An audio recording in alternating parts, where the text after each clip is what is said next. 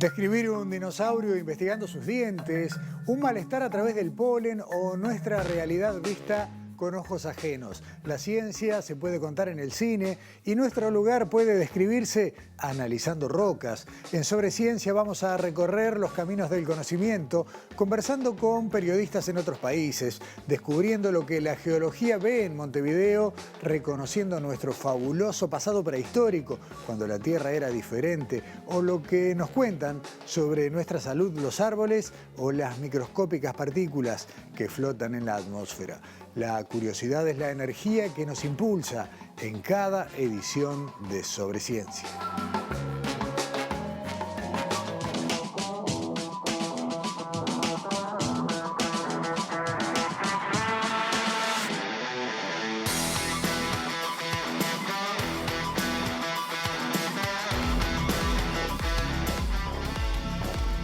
Las comparaciones suelen ser odiosas, pero siempre son una buena manera de ponderar determinadas situaciones o hechos. En este tiempo de pandemia nos acostumbramos a recibir datos de otros países que fueron útiles para saber cómo lo estábamos haciendo en Uruguay. Cantidad de casos, acciones de los gobiernos, vacunas, letalidad y otros números se volvieron moneda corriente en informativos y también en las conversaciones cotidianas. Hoy vamos a dedicar el inicio de Sobre Ciencia a conocer en detalle dos realidades bien diferentes, correspondientes a países que tomaron distintos modelos de acción ante la pandemia: Israel y Brasil. Y contrastaremos algunos de esos datos con Uruguay, por ejemplo. En números brutos, podemos decir que Brasil ya superó los 400.000 muertos por COVID-19 desde el inicio de la pandemia, que Israel ronda los 6.400 fallecidos, mientras que Uruguay lamenta por estos días algo más de 2.700 víctimas fatales. Pero, ¿cómo leer estos datos en contexto? Podemos analizar, por ejemplo, la relación de casos nuevos por habitante, tomando los últimos 7 días móviles hasta el 1 de mayo. Ahí podemos ver claramente cómo van evolucionando los números y llegamos a la conclusión que Uruguay es el que peores datos presenta, más que duplicando a Brasil, un dato que de alguna manera sorprende visto así. También podemos, y siempre en relación a la población de cada uno de estos países, ver la cantidad de muertos que ha dejado la pandemia. Esto es lo que se conoce como la tasa de mortalidad. Insisto, mortalidad, víctimas sobre la cantidad de población total de cada nación. Esta es la comparación entre los tres países que estamos analizando hoy: Israel, Brasil y Uruguay. En este indicador vemos que Uruguay e Israel tienen datos relativamente similares, sin embargo muy por debajo de lo que es el dato de Brasil en esta tasa de lo que sería en este caso la letalidad. Y vamos a ver en este caso otro gráfico en el que se van a dar datos que también comparan en este caso lo que son los fallecidos por cada habitante, y acá también se nota lo que veníamos comentando, la paridad entre lo que son los números de Israel y de Uruguay, mientras que se dispara la tasa de Brasil, probablemente indicando diferencias en lo que es la atención sanitaria recibida por las personas que han padecido la enfermedad. Pero podemos detenernos también, y ya para entrar en el tramo final de este repaso previo, en lo que ha sido la evolución de la vacunación en cada uno de los tres países. Claramente, como se puede ver, Israel empieza mucho antes, lo hace incluso en el año 2020, lo hizo además de manera sostenida, teniendo ya inmunizada con al menos una dosis algo más del 60% de su población. Uruguay, en cambio, fue el último de los tres, el que empezó, pero lo viene haciendo de manera sostenida, lo viene haciendo de manera rápida y ya habiendo superado el dato de 1/3 de la población inmunizada. Brasil lamentablemente empezó a tiempo, pero en un ritmo muy lento, y por allí están los datos. Pero estos son los números. ¿Qué cuenta la gente? ¿Cómo es la vivencia? ¿Qué pasa en estos países? Vamos a pedir la mirada especializada de colegas, de periodistas que están en algún caso en Brasil, en otro en en Israel y vamos a comenzar este recorrido por la ciudad de San Pablo. Le agradecemos mucho este contacto a Roxana Tabachman, es periodista especializada en salud, cofundadora y directora de contenido de la Red Brasileira de Jornalistas y Comunicadores de Ciencia. Espero haberlo dicho con cierta dignidad, la Red Comciencia. Además, Roxana es autora de un libro, Biovigilados. Era una ficción científica, se publicó 3 años antes de que empezara la pandemia, pero termina siendo una especie de anticipo, toda una historia. Estás en Brasil desde 2001, Roxana, bienvenida, muchas gracias por estar aquí. Hola, muchas gracias, Gustavo. Solo un pequeño cambio que justo cambió la comisión directiva de la Red de Conciencia. No estoy más como directora, pero soy cofundadora, que es mi mayor orgullo. Ni más ni menos, ¿no? Y más en un país tan grande. Sí. Roxana, Brasil es justamente eso, muy grande, y la realidad de la epidemia también cambia por regiones. Por eso, cuando uno ve los grandes números, se encuentra con una idea distorsionada. Ciudades con muchos problemas y otras tal vez no tan críticas. ¿Cómo describirías el escenario hoy? La verdad que yo diría que todo el país está con problemas muy graves. Sí, las escenas de falta de oxígeno se vieron para Manaos, pero en realidad la tasa de ocupación de los hospitales está alta y la realidad es que hay todavía mucha negación de la epidemia. La gente parece haberse acostumbrado con que 3.000 muertos por día es un número aceptable, y la gente que no respetaba, porque hoy en día se sabe cómo cuidar, y la gente que no respeta, que anda sin barbijo, todo eso sigue haciéndolo. Esto es un poco un reflejo de las políticas públicas. Claro, a diferencia de otros países, tenemos la ciencia y los periodistas, digamos 99% de los periodistas con la ciencia, y del otro lado está el mandato político de la famosa gripeciña, donde se esperaba hacer, no sé, mágicamente una inmunidad de rebaño y que no pasara nada. Y lamentablemente hay mucha gente que sigue pensando eso, incluso muchos médicos. Acá se da un fenómeno que yo no termino de entenderlo, y yo trabajo entrevistando médicos hace 30 años, es que los médicos no están del lado de la ciencia. O sea, hay por supuesto los médicos, las sociedades científicas sí están, pero el Ministerio de Salud y muchos médicos están recetando curas milagrosas que todos sabemos que no funcionan, cloroquina, hidroxicloroquina, ivermectina, todas esas. Y eso se ve reflejado también en los hospitales, porque los internados, la mayoría ya tomó algunos de estos remedios y se sintió de alguna forma protegido. O sea, la situación es muy compleja, es política, pero es mucho más que eso.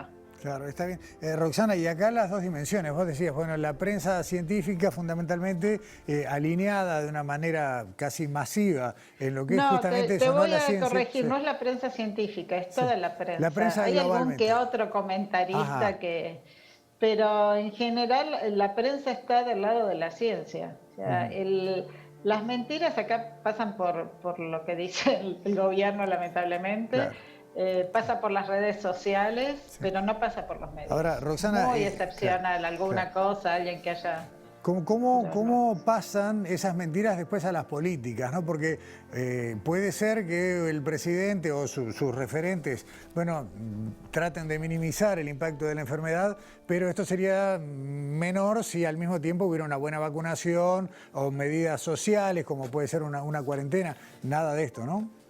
No, en realidad es tan complicado, tan difícil de entender, porque, por ejemplo, que estos remedios que no funcionan y que claramente hacen mal, hay una parte del Ministerio de Salud que estudia los efectos indeseables y que sabe claramente y contabiliza el problema, y otra parte que lo pone en los hospitales. Entonces vos vas a un hospital público y te dan un remedio para otra cosa. Claro. ¿Entendés? Entonces no llega o sea, es una mezcla de todo. En cualquier área que estés mirando es una mezcla de malas decisiones. Por ejemplo, hoy se supo que Bolsonaro pretendía que se pusiera en el prospecto de la... No me acuerdo si fue la cloroquina o una de estas que curaba del coronavirus. Bueno, el presidente que se le ocurre hacer eso. Claro, Por supuesto, Anvisa claro. es una institución seria, yo me saco el sombrero, son fabulosos, Claro. son así, quieren estar en el Dream Team de las agencias reguladoras mundiales, lo están y no quieren perder ese lugar, están en un grupito digamos, de los que hacen las determinaciones. Y entonces decís, pero bueno, ¿cómo puede ser el Anvisa, que es del Estado, y un ministerio que también es del Estado, que hagan cosas tan distintas? Roxana, para redondear esta charla quiero detenerme por último en el tema vacunas, no solo en la administración de las vacunas, sino también en los centros de investigación de Brasil que están involucrados en la producción, en investigación, en desarrollo de conocimientos. Cuesta también eso, no ver las dos velocidades, mucho conocimiento y nada de llegada a la gente. Sí, la ciencia brasilera es fantástica. No sé si mantiene ese lugar, pero está entre los 10 que estaban produciendo más papers en tema a comienzos de la pandemia. Hay vacunas en desarrollo, se hicieron ensayos clínicos muy serios, pero por ejemplo hoy el gobierno salió a decir que quiere que la vacuna de Pfizer, la segunda dosis a los 3 meses en vez de a los 21 días. Sí, pero, o sea... Una cosa es que falte y una diga, no queda otra, vamos a hacer la prueba. Pero no, el gobierno quiere determinar que se dé a los 3 meses. Claro, hacerlo por ley, digamos, por decreto. La ciencia, por supuesto, tiene los problemas que tiene todo en América Latina, por ejemplo, con el tema de la variante P1. En realidad todo el mundo lo conoce como la variante de Manaos, pero bueno, fue descubierta en Japón, no fue descubierta en Manaos. Llegaron los pasajeros que venían de Brasil al aeropuerto en Tokio y le hicieron el test. Y después avisaron a Brasil del problema y creo que Brasil estaba como 2 meses atrasado con las muestras todavía para analizar, estaba 1 mes y medio atrasado, entonces no habían llegado a conocer las nuevas. Ahora se aceleró un poco el estudio de las variantes, pero bueno, tiene todos los problemas que tenemos en Latinoamérica, ¿no? Está bien. Roxana, te agradecemos muchísimo este contacto, ojalá que si volvemos a comunicarnos más adelante sea para pintar una realidad un poco mejor, ¿no? Para todo el pueblo de Brasil. Ojalá. Muchísimas gracias. Hasta pronto. Y como decíamos en el inicio, la idea es contrastar realidades y un país que ha sido comentario a nivel global por haber empezado a desmantelar las medidas de cuarentena, de prevención en espacios públicos, es Israel. Y bueno, para saber cómo hizo y qué está pasando hoy en Israel, vamos a saludar y a bienvenir a Ana Jerosolimsky, periodista uruguaya radicada en Israel desde el año 1979. Es licenciada en Relaciones Internacionales de la Universidad Hebrea de Jerusalén, corresponsal de varios medios en español y desde 2004 directora del semanario hebreo, fundado por su padre, José Jerosolimsky. Ana, bienvenida a Sobre Ciencia, muy buenas noches. Buenas noches acá, buenas tardes para ustedes, Gustavo, muchas gracias por esta invitación. Ana, a ver, la noticia fue global, la posibilidad de volver a estar en espacios públicos con menos medidas de precaución, la vacunación masiva y sostenida. ¿Cómo describirías en pocos minutos qué pasó en Israel desde diciembre del 2020 hasta este mayo del 2021? Bueno, te diré que en diciembre del 2020 justamente fue alrededor del 20, si no me equivoco, la imposición del tercer cierre desde el comienzo de la pandemia. O sea que en diciembre todavía se estuvo lidiando con problemas. En enero, el 18 de enero fue el día que más cantidad de casos registrados, confirmados de COVID-19 hubo en 24 horas. Superaron los 10.100, o sea que fue el peor día desde el comienzo de la pandemia. Fue la época en la que también las unidades de CTI estaban más exigidas, ¿verdad? No se llegó a hablar, creo, explícitamente de saturación o de desmoronamiento, pero sin duda una gran exigencia. El 20 de diciembre comenzó la campaña nacional de vacunación. La noche antes, sábado de noche, se había dado simbólicamente la primera vacuna. El primer ministro Netanyahu, él dijo como para alentar a la gente a que se vacune, y el 20, como decía, empezó esa campaña, primero con los equipos médicos de todo el país, fuerzas de seguridad, la gente, acá se hizo en forma muy ordenada, ante todo acá sabés que lo que se da es la Pfizer. Hay también parte Claro. a los soldados en el ejército que hacen servicio militar obligatorio Moderna, y también a los trabajadores palestinos se dio Moderna, pero el grueso de la población recibe la Pfizer, Sí, claro. y como es un tipo de vacuna, entonces no hubo cuestión, como sé que está pasando en Uruguay, ¿verdad? Diferentes capas etarias según la vacuna que va Claro. llegando. Acá Claro. se determinó de entrada, Gustavo, Claro. que lo que va a determinar es la capa etaria en la que uno está, y si uno está en un grupo de riesgo, entonces se puede dar la prioridad, aunque no Claro. estés todavía en el grupo de Correcto. la edad que ya están vacunando. Correcto. Y sin duda los números han mejorado Claro. incomparablemente. Tanto, claro, tanto han mejorado, Ana, que bueno, aparecen esos contrastes de imágenes, ¿no? Vos decías, diciembre del 2020, tal vez lo peor de la pandemia, y bueno, con cuarentenas, las calles vacías, como era lo que se podía ver, y hoy la recuperación de los espacios públicos. Bueno, te diré ante todo, Gustavo, sobre esto de las calles vacías. Hubo realmente calles vacías en el primer cierre de la pandemia, que acá todo el mundo recuerda como el cierre de Pesaj. Pesaj es la Pascua judía, Claro. que fue, creo que el 8 de abril. El 14 de marzo del 2020 se impuso el comienzo del primer cierre. Ahí sí que las calles estaban desiertas. Era para una obra fotográfica interesante ver, ¿sabes?, los paisajes icónicos de Jerusalén y de tantos otros lados, realmente sin un alma. La gente lo cumplía, la gente tenía miedo, y recién comenzaba todo esto. En los otros dos cierres, uno impuesto todo el tiempo hubo medidas de restricciones, ¿verdad? Pero como cierre así más amplio, hubo en septiembre, y el tercero fue, como recién dije, en diciembre. No se podía comparar en absoluto con aquel primero en cuanto a la percepción en la calle de en qué medida se cumplía, o sea, cuánto se había reducido la movilización de la gente. Ahora, Ana, Pero perdóname. sin duda ahora es otra cosa totalmente distinta. Perdóname que te corte ahí, me quiero detener en un pequeño detalle brevemente. Esta diferencia en lo que era la salida a la calle mientras había cierres, ¿tiene que ver con la conducta de la gente, con la obediencia, o administrativamente se dictaron medidas distintas? No, hubo sí algunos cambios en las medidas. Ante todo, yo pienso que la actitud de la gente cambió. Ajá. En parte pienso que eso también se vio influenciado por el hecho que acá desde hace mucho hay una seria crisis política, y en caso que el primer ministro anunciara una determinada decisión, podía ser por consideraciones realmente, digamos, científicas, ¿verdad? Aunque el gobierno, seamos en todos lados, recibe asesoría de científicos y decide también según otras consideraciones. Acá hubo mucha discusión al respecto. Pero inclusive en casos en los que, digamos, el gobierno impartía o transmitía una decisión que podía ser muy seria, debido a la crisis política de fondo, al hecho que él está en juicio por sospecha de corrupción, y una crisis que no se logra ya varias elecciones consecutivas. Justamente ahora expira el mandato que le dio el presidente para tratar de formar gobierno, y Netanyahu no lo logró. Claro. Todo eso influyó, inclusive si él informaba una decisión seria, medio país decía hay que acatar, es por la epidemia, y la otra mitad del país pensaba que es por la crisis, que es por su juicio, ese tipo de cosas incidía negativamente.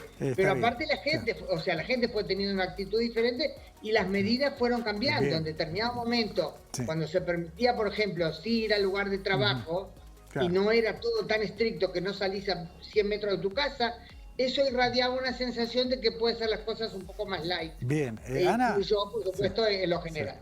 En el último minuto, contame cómo es hoy, cómo ha sido esta última parte del tiempo con ese retorno a cierta normalidad.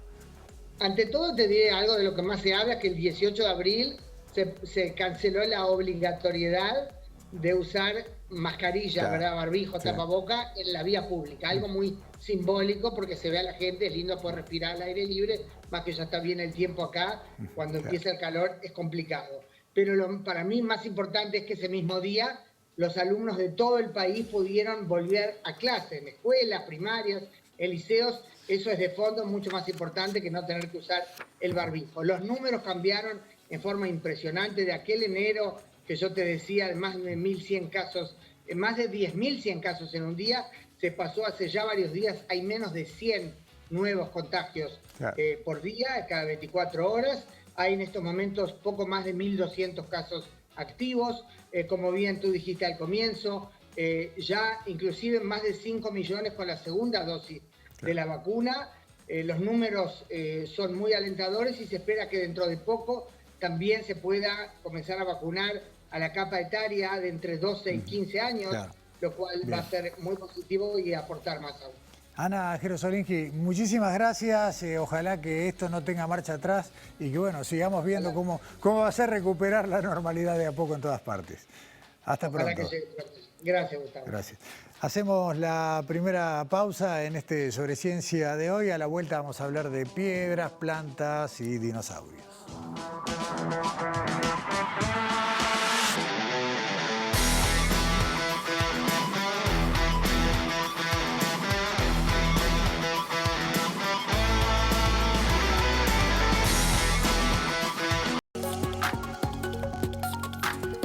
Presenta Montevideo Shopping. Usa el tapabocas siempre.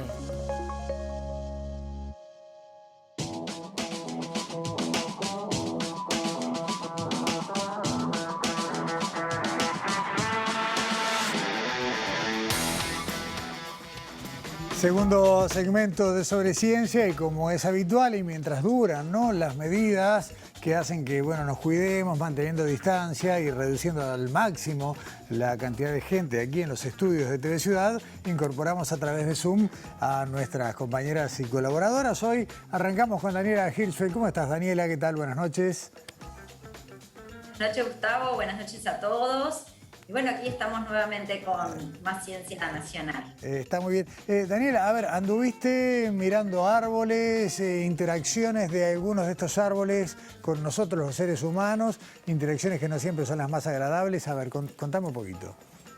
Sí, en realidad estuve con un solo árbol. Ajá. Y estuve casi que te diría que empezando con las leyendas y llegando hasta las alergias vinculadas a este árbol que muchos conocemos, que se llama aruera, y que, bueno, los relatos mitológicos, las leyendas más folclóricas, bueno, cuentan o tratan de explicar por qué esta planta genera tanta alergia a mucha gente, una alergia en la piel. Claro, ahí está, ¿no? Que, bueno, que es muy estudiada, ¿no? Claro, ahí está, ¿no?, la sabiduría o el conocimiento ancestral, que muchas veces encuentra esto, ¿no?, una narración, un relato, algo a veces con tono de fábula, pero que transmite un conocimiento y que llega un día la ciencia y dice, bueno, mira, esto, ¿sabes qué?, era cierto. Bueno, algo de eso hay, no tanto para probar la leyenda, sino para darle explicación científica a la alergia que causa esta planta. Vamos a escuchar entonces primero a dos personas dos investigadores que están estudiando. Una de ellas es la dermatóloga Selva Ale, que es una de las pioneras en el estudio de la aruera.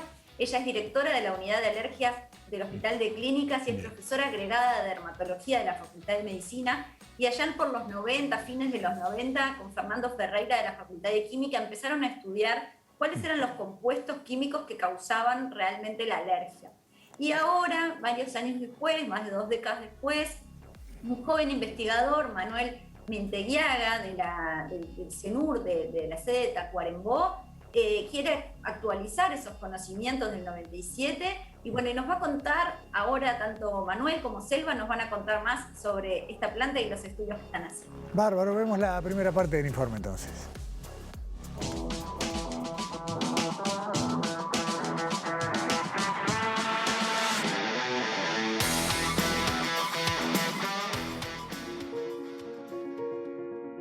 Cuenta la leyenda que Aruera era una indígena que se sintió rechazada y traicionada por un novio, y de ahí surgió su desprecio hacia los hombres, y por eso es que sería que tenemos los casos de alergia que evidenciamos hasta el día de hoy. La Aruera pertenece a la familia de las anacardiáceas. Las anacardiáceas es una familia que es que tiene varios elementos, varias especies usadas como alimenticias, por ejemplo, muy conocidas, como el mango, como la castaña de cayú, como los pistachos. Las anacardiáceas en el país son 8, entre ellas las muy conocidas, que son como por ejemplo la anacahuita, Esquinus molle, y dentro de ellas las arueras son 2 especies dentro de las anacardiáceas, que su nombre es Littraea brasiliensis y Littraea molleoides. La aruera causa una dermatitis alérgica de contacto generalmente severa, diseminada y de difícil tratamiento. Las dermatitis de contacto son cuadros de eczema en la piel, es decir, cuadros de enrojecimiento, de edema, es decir, hinchazón, con muy intenso prurito, a menudo con exudación, es decir, que sale líquido de la piel, aparición de pequeñas ampollas sobre la piel, cuadro que a menudo tiene una duración prolongada de semanas, a veces hasta un mes o incluso más. Las plantas son una de las causas de alergias más comunes en el mundo.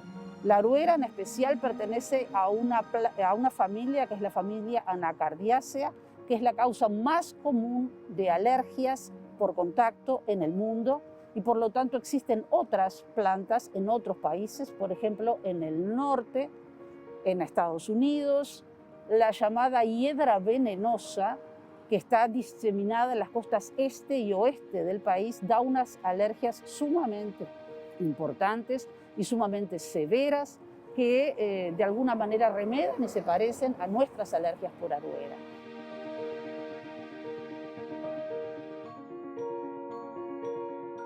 El estudio de las arueras se inició hace años con el Departamento de Farmacognosia y Productos Naturales de la Facultad de Química y el Departamento de Alergia y Dermatología del Hospital de Clínicas. Los estudiamos arueras de distintos puntos del país y logramos así identificar catecoles, que es un tipo de molécula sumamente alergénica. Además de catecoles, hay alergenos menores, es realmente un paquete de alergenos, las anacardiáceas y la aruera.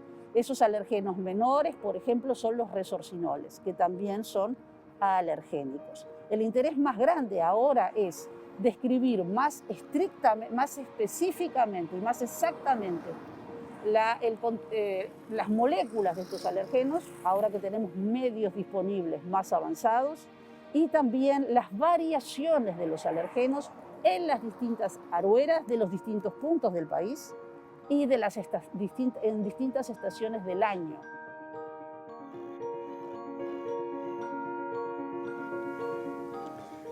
Cuando se habla, Daniela, como en esta nota de paquete, ¿no?, de alergenos, da ya uno prácticamente que empieza a rascarse, ¿no? Totalmente, sí. Totalmente. Sí. Anoté cuando estaba escuchando, entrevistando a la doctora Le, anoté justamente eso, un paquete de alergenos. Daba ganas de estornudar ya de solo escuchar el comentario. Sí. Pero bueno, justamente Selva nos contaba, y Manuel también, que esto ya tiene varios años. Esta investigación del 97, que fue la primera que estudió las arueras en Uruguay. Pero claro, el conocimiento, la tecnología, los nuevos estudios que se han hecho desde entonces han dado lugar a cuestiones que no se conocían entonces. Por ejemplo, estudios en la región han detectado que en Argentina determinados compuestos, como ella decía, los alergenos, son diferentes. Entonces, lo que se quiere hacer ahora es actualizar ese conocimiento y establecer si realmente estamos hablando de químicamente árboles diferentes en diferentes partes de la región. Claro. Eso es lo que nos va a contar Manuel, porque es súper interesante. Escuchen qué dicen sobre las alergias y las personas que tienen ancestría indígena. Ah, mirá, está bueno. Vemos la segunda parte del informe.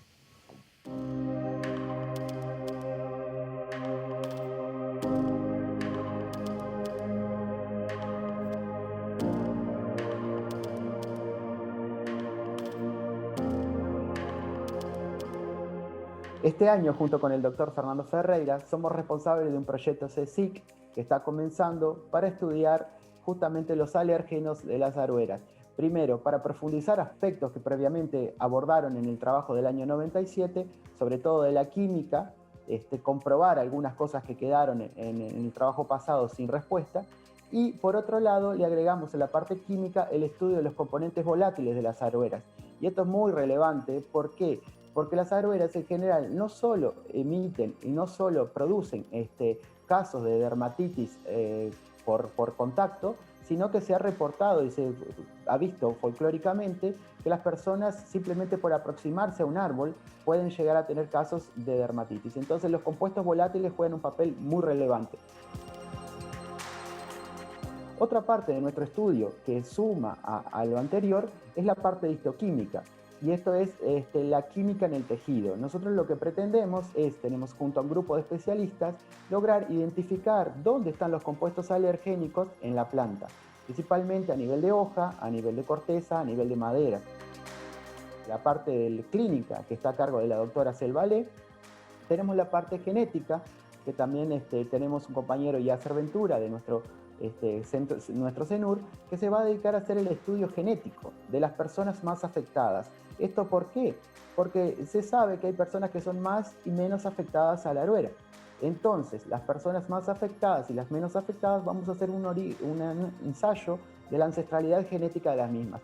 ¿Esto por qué? Porque en la bibliografía hay reportes que indican, para otros tipos de alérgenos, no para que el origen de las poblaciones tiene relevancia con la alergia. Por ejemplo, hay casos del piretro, que es una planta muy común en Asia, donde los asiáticos casi que no presentan alergia a la misma, mientras que los europeos sí presentan. Entonces nosotros lo que queremos ver es si en el caso de la aruera, las poblaciones que han estado más expuestas, por ejemplo, las poblaciones con mayor origen, ancestralidad genética indígena, como por ejemplo ocurre aquí en el departamento de Tacuarembó, tienen mayor o menor predisposición a la alergia por aruera.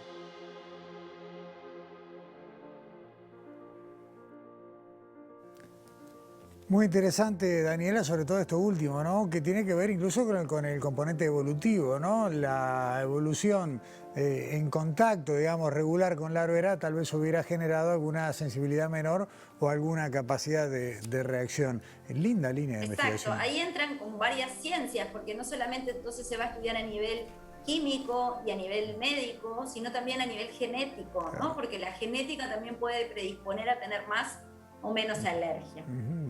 Está muy bien. Déjame simplemente aclarar dos cosas que se mencionaron y que tiene que ver, una, con el despliegue de la universidad en el interior, ¿no? Esta sede de Tacuarembó forma parte de una de las tantas que hace algunas décadas no existían en el mapa y que hoy están haciendo ciencia en territorio, y la mención que hizo Manuel a la CSIC, que es la comisión en el ámbito de la UDELAR que financia este tipo de investigaciones, ¿no? Ahí está. Sí. Y ahora, para terminar, vamos a retomar el tema del inicio, ¿no? Lo del relato mitológico, lo de las leyendas.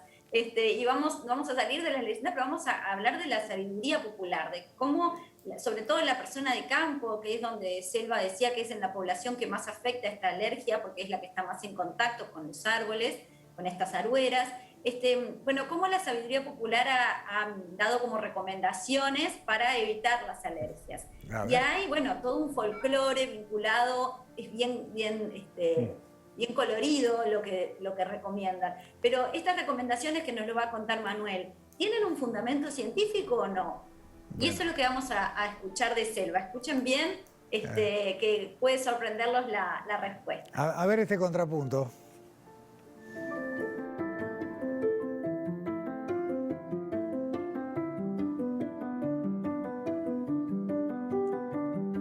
Para evitar la alergia, la sabiduría popular recomienda remedios muy comunes. Uno es saludar a la planta de forma inversa al momento del día. Por ejemplo, una forma dice que si es de día, hay que decirle buenas noches, señora Aruera.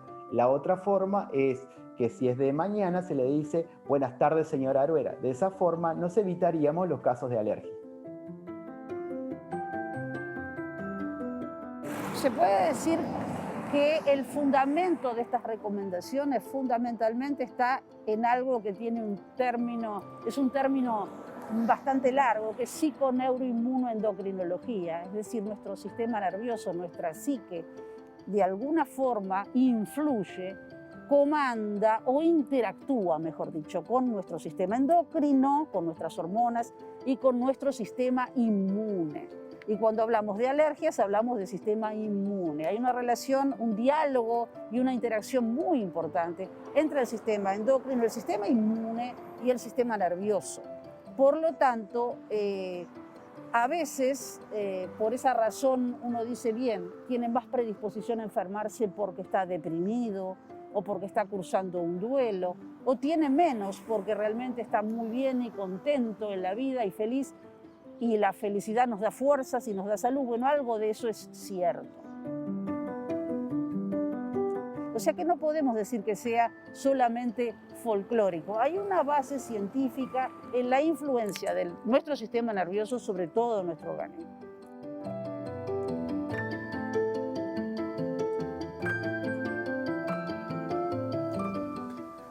Hablar más es arruinar, ¿no? Quedó perfectamente explicado todo. Tal cual, tal cual. A veces uno no cree en esas cosas, pero bueno, como dicen, la sabiduría popular también tiene parte de razón. Ni hablar que sí, los saberes ancestrales siempre guardan verdades. Gracias, Daniela. Hasta el martes que viene. Hasta el martes que viene. Y nosotros en Sobre Ciencia vamos a mantenernos en el departamento de Tacuarembó, pero para hablar de dinosaurios, para hablar del torvosauro. Esta es una entrevista que mantuvimos con el paleontólogo, con el investigador Matías Soto, quien desde hace mucho tiempo viene trabajando en el departamento de Tacuarembó, y de alguna manera le pedimos, bueno, que se presente, que nos cuente qué hace y sobre todo que nos hable de este que es hasta ahora, y ojo que se vienen novedades más adelante, hasta ahora el más reciente hallazgo de dinosaurios carnívoros en nuestro país. Este es el informe en primera persona de Matías Soto.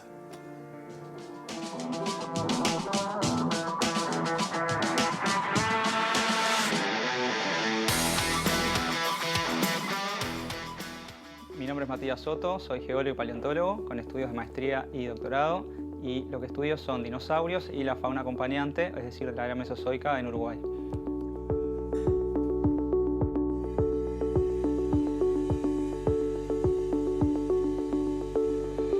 El diente, digamos, fue importante primero por su tamaño, indicaba que era algo totalmente diferente a lo que veníamos viendo. Estamos hablando de un diente de unos 7-8 centímetros de alto contra dientes de 2 centímetros que conocíamos.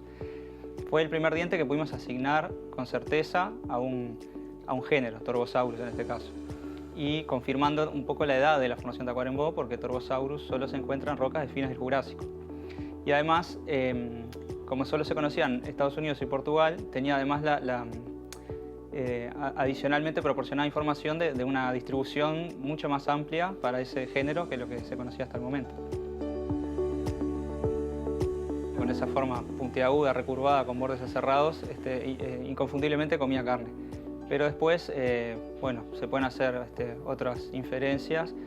Con el tamaño no hay, digamos, una relación muy lineal, estamos algo que queremos estudiar con Pablo, pero, por ejemplo, se le pueden hacer estudios isotópicos, como estamos haciendo en Suiza, es decir, analizar isótopos de carbono y de oxígeno y con eso tratar de inferir la salinidad del agua, la temperatura del ambiente, incluso se podría, pero son métodos más caros, la temperatura corporal del animal. Los ejemplares más grandes de Torvosaurus miden unos 12 metros, es decir, lo mismo que mediría el Tyrannosaurus Rex que vivió muchos millones de años después en el periodo Cretácico. El ejemplar uruguayo no llegan a ser dientes tan grandes, así que estimamos, con error, ¿no? 8 metros, puede tener alguna incertidumbre eso. Sería el carnívoro terrestre más grande de Uruguay, y digo terrestre porque está el tiburón gigantesco, que le llaman comúnmente el megalodón, que se encuentra en las costas de Colonia, en rocas mucho más jóvenes, ¿no? Unos 10 millones de años. Otros hallazgos que tenemos son todos relacionados a la formación de Tacuarembó.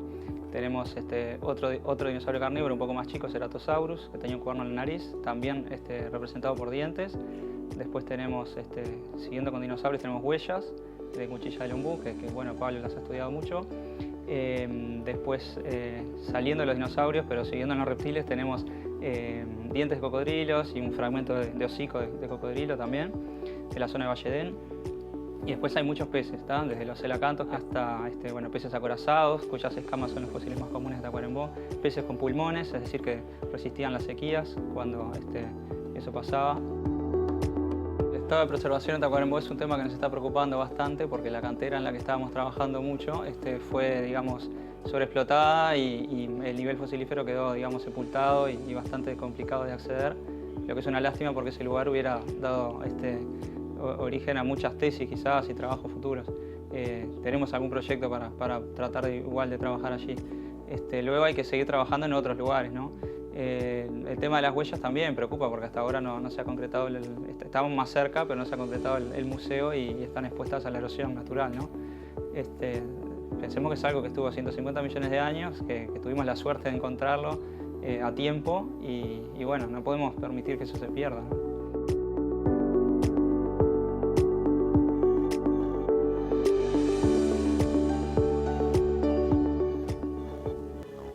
Matías Soto, investigador de Facultad de Ciencias, y simplemente dos apuntes, ¿no? Se mencionaba en medio de la nota a Pablo es el investigador Pablo Toriño, a quien ustedes vieron aquí en Sobre Ciencia hace algunas semanas hablando del celacanto, uno de los fósiles fabulosos que han ido apareciendo allí también en el departamento de Tacuarembó. Y lo otro, bueno, alertar una vez más sobre la necesidad de preservar, ¿no? De preservar, por ejemplo, esas huellas de dinosaurio que requieren de una cobertura, de un techo y de transformarse en un museo, como debería ser para el atractivo turístico de una región que bien lo sabría aprovechar. Cambiamos nuevamente de tema, venimos a Montevideo, vamos a hacer ciencia en la ciudad y para eso, Alexandra Perrone, ¿cómo estás? Bienvenida, muy buenas noches. Hola Gustavo, hola, buenas noches para todos. Y venimos a hablar de geología en la ciudad de Montevideo. Qué lindo. Está buenísimo eso porque uno va por Montevideo y tiene un montón de cosas que son parte del paisaje y no las mira ni un poquito, ¿no? Y no piensa que esas rocas tienen historia, así es, y que tienen ciencia también. Por ejemplo, las rocas que vemos en las canteras del Parque Rodó, sí, en el Molino de Pérez, o las que vemos en el Cerro de Montevideo. Y bueno, para hablar un poco de la historia de esas rocas y también de cómo se construyó la ciudad, hablamos con Alejandra Pascale. Alejandra Pascale es licenciada en Geología, es estudiante de la maestría del PEDESIVA Geociencias y es geóloga de la Dirección Nacional de Minería y Geología de la DINAMIGE. Bien. Bueno, con ella en su tesis de grado hizo un trabajo sobre las rocas de Montevideo, cómo se formaron las rocas en Montevideo, donde está la ciudad de Montevideo. En su trabajo de grado, Pascale realizó lo que se llama el análisis petrográfico, que es el análisis de las rocas al microscopio petrográfico, y bueno, y allí con ese análisis se detecta qué minerales hay en esas rocas. Bueno, como resultado de su investigación, encontró que el posible ambiente de formación de todas las rocas, que tienen 2.200 millones de años, fue un ambiente de tipo una cuenca submarina. Bueno, ella nos va a contar ahora qué detalles hay de este trabajo y qué historias guardan estas rocas, que ya le digo, esas muestras que ella hizo en el trabajo se tomaron de las playas de Montevideo, se tomaron de la cantera del Parque Rodó y del Molino de Pérez. Vemos la primera parte del informe entonces.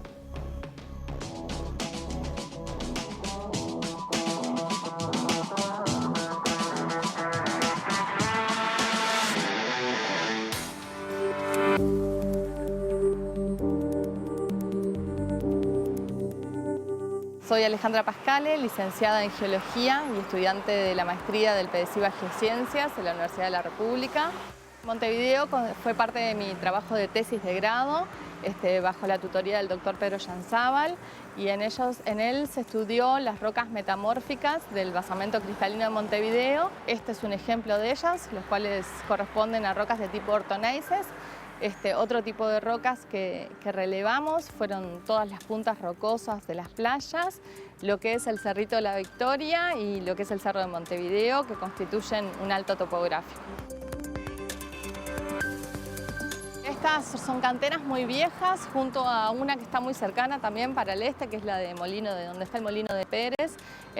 Y bueno, fueron extraídas y se construyó parte de lo que fue la antigua ciudad de Montevideo.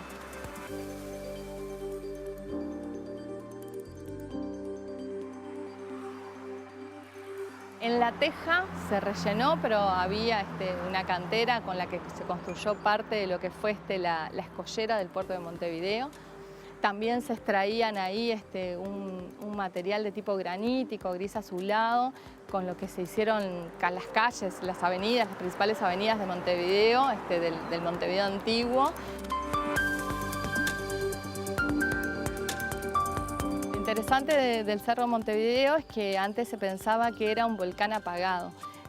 Sin embargo, luego se pudo verificar que no es así, y y el ambiente de generación submarino, subacuático, de las rocas que lo componen, está evidenciado por unas estructuras que se llaman piloglavas o lavas almohadilladas, que solo se forman bajo el agua.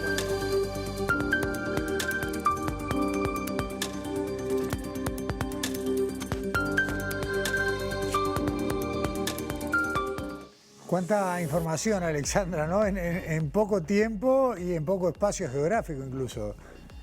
Y da que pensar, como decías vos, de cuando uno recorre esos puntos de Montevideo, ponerse a pensar en ese trabajo y en esta historia que guarda la ciencia mismo de las rocas que vemos, ¿no? Sí, y ella sí. nos contaba de esa cantera de La Teja que se hizo el puerto de Montevideo. También se hicieron varias calles y avenidas de la ciudad de Montevideo.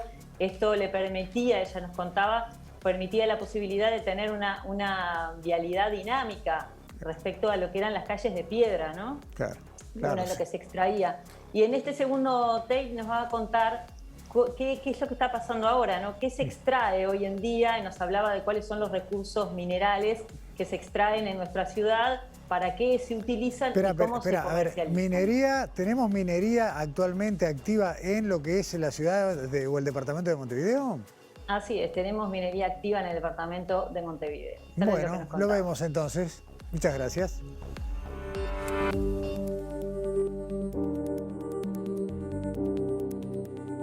Los recursos minerales de Montevideo están principalmente asociados a lo que nosotros llamamos recursos para la industria de la construcción, tanto la construcción de tipo edilicia como vial. Ahí tenemos recursos como es el balasto, la piedra cartida, la arena, que es la arena de playa, la arena de cantera, que es un material fino, un tamaño similar al tamaño de la arena de playa, que se produce a partir del lavado de lo que es el balasto y la piedra partida, arcillas para la producción de cerámica roja.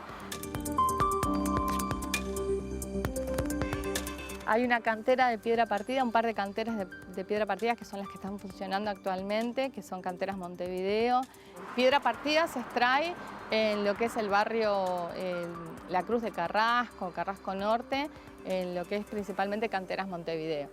Y después, balasto en el límite norte del departamento, antes de llegar a La Paz, están las canteras de Paladino y hay otras canteras más, y ahí se extrae balasto, tosca y arena de cantera. Y hay también una cantera de arcilla para la fabricación de cerámica roja, también por el norte de Montevideo, antes de llegar a la ciudad de La Paz, en Canelones.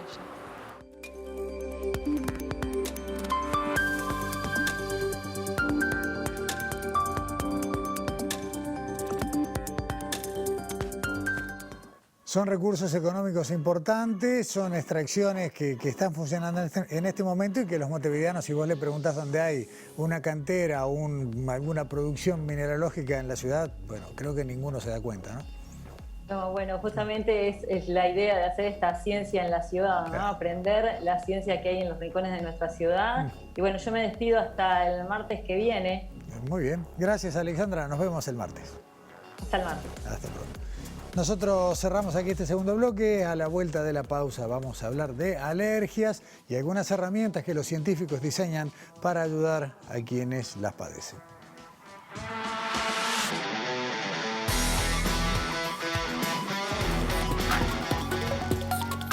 Presentó Montevideo Shopping. Usa el tapabocas siempre.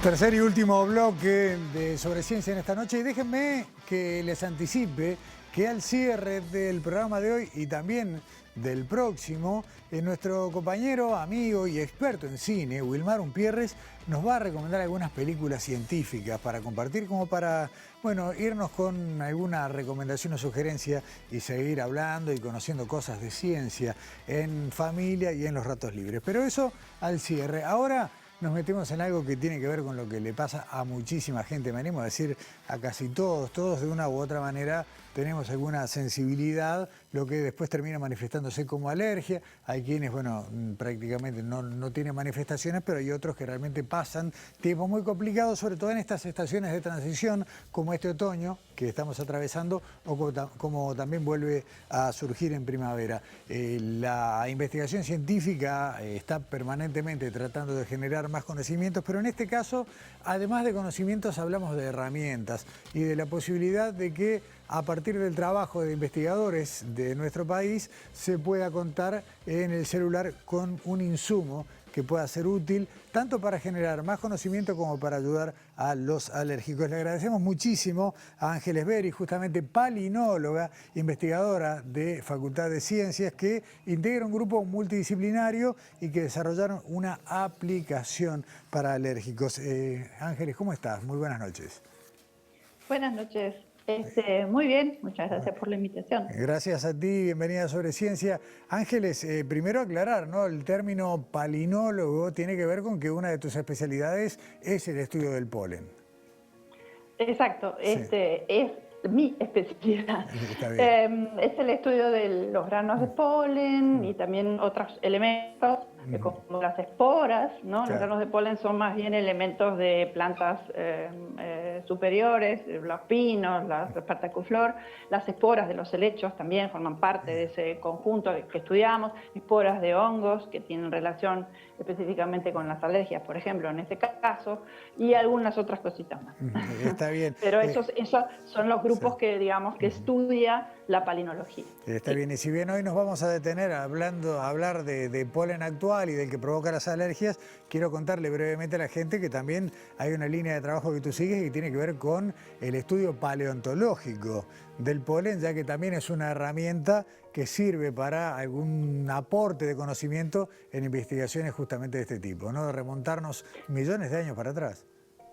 Exactamente, como yo siempre digo, no solo de dinosaurios vive el paleontólogo.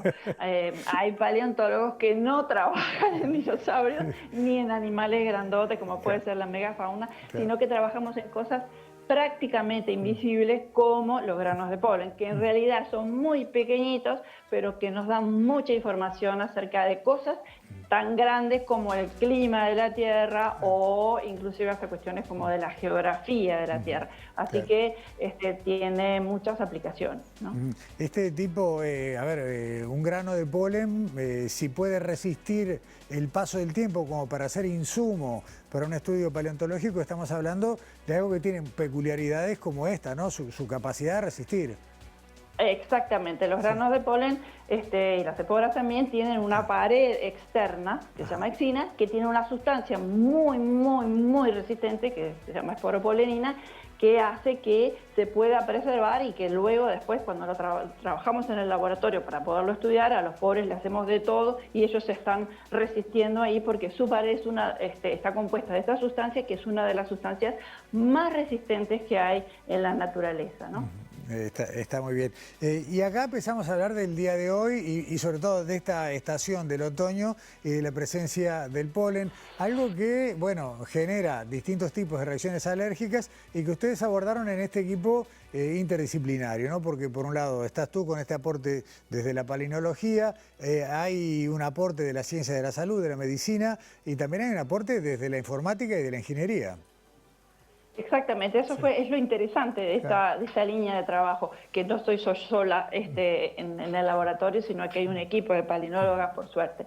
Entonces está formado este equipo multidisciplinario, interdisciplinario, por palinólogas, como decís tú, un equipo de médicas, otorrinolaringólogas y alergistas del Hospital Pasteur y ingenieras o estudiantes de ingeniería avanzada de la Facultad de Ingeniería. También se nos unió parcialmente un grupo de la Intendencia de Montevideo de Espacios Verdes, porque también está relacionado, ¿verdad? Tenemos que pensar un poquitito cuál es el arbolado público que hay, etcétera, que estamos plantando, que en el futuro podamos plantar. Tenemos que evaluar eso para tener ideas si van a ser posibles orígenes de alergia o no, porque justamente los granos de polen provocan esas alergias, esas rinitis, es decir, esa congestión nasal, ¿no? Que hace que muchas personas cuando se levantan, por ejemplo, en la mañana empiezan a estornudar,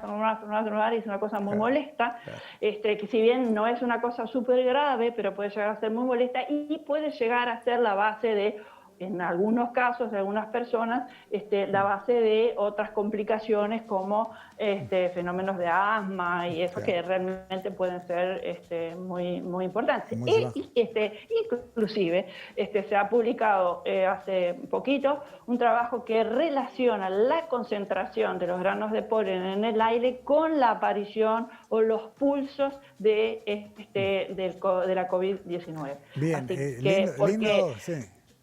Sí, porque evidentemente los granos de polen generan una reacción en las mucosas que empieza yo no soy médica, así que no me voy a meter en esto, pero que tiene un proceso inflamatorio que eso facilitaría el desarrollo de la enfermedad. Bien. Uno de los insumos de salida, digamos, del trabajo de este equipo multidisciplinario es la puesta a disposición de la gente de una aplicación para celular. Contanos un poquito en qué consiste y cuál es la finalidad, en qué pretende mejorar la vida de la gente. Exacto, sí, la aplicación está desarrollada por Natalia Campiglia y Tamara Suárez, que son dos estudiantes avanzadas de la licenciatura de Ingeniería, un poco bajo la dirección de Libertad Tancini y Regina Motz, que son docentes de la Facultad de Ingeniería, entonces que armaron esa aplicación que se llama MIA, por Mi Alergia. Está gratis para Android y para iPhone, gratis por un año por ahora, que tenemos fondo, después no sabemos. Así que hay que aprovechar ahora.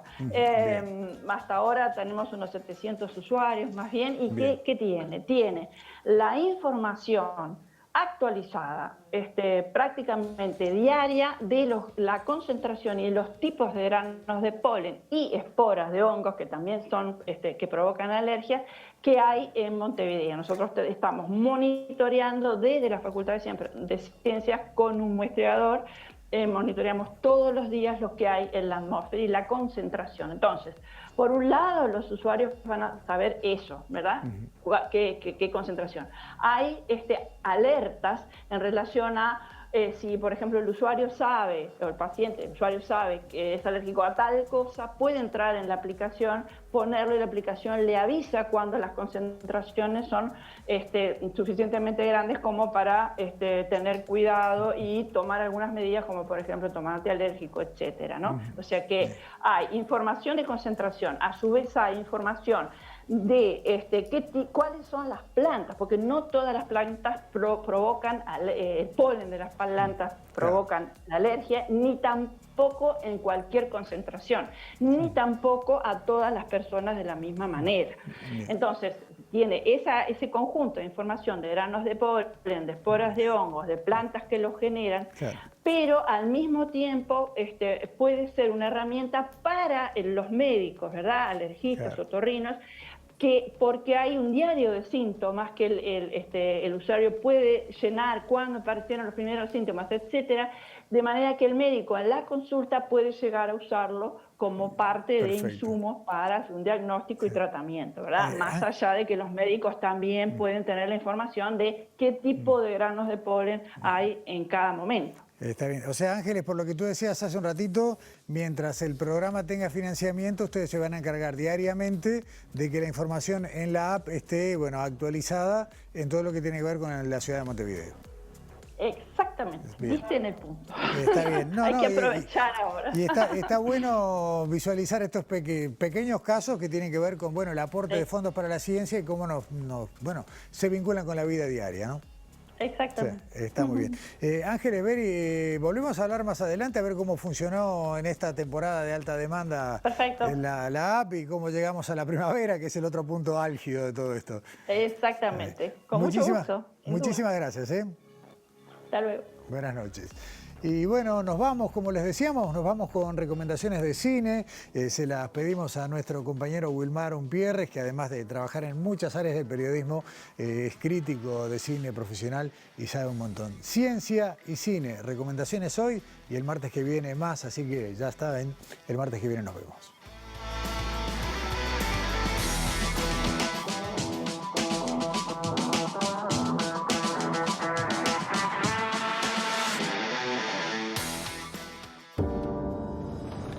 I read your paper. It contains some exceptional science. My instinct is that there is another element. You think you found an undiscovered element? Madame Curie se llama esta película, o Radioactive en su título original en inglés, dirigida por Marianne Satrapi, que es una directora franco-iraní. Esta es su segunda película filmada en el Reino Unido y obviamente es sobre la vida y la historia real de Madame Curie, su trabajo ganador del Premio Nobel que cambió el mundo para siempre a medida que descubre elementos radiactivos previamente desconocidos.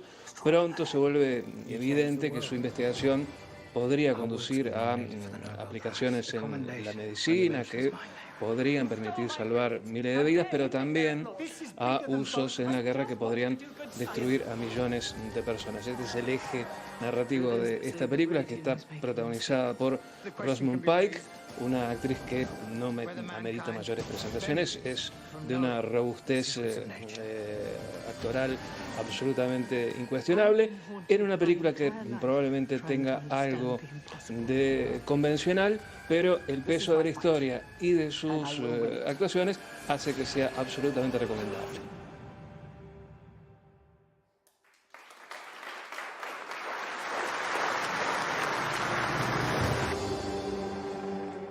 What do you see? Sand. Imagine if we could look so closely, we could see each grain, each particle. You see, there are patterns in everything. Integrals, infinite series. I've never seen anything like them. From an Indian clerk, ill-educated in Madras, I would very highly value any advice you give me. Letter for you.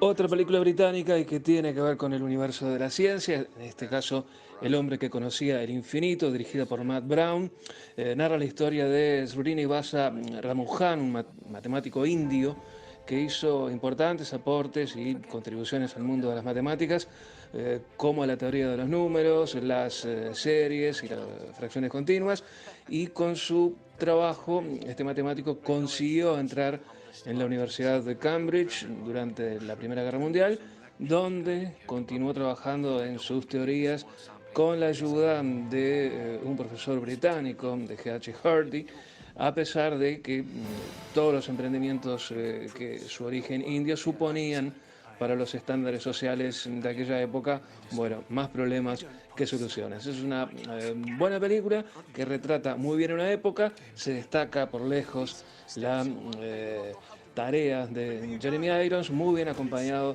por Dev Patel. El hombre que conoció el infinito, una película altamente recomendable, está en las plataformas. Yes, I have to.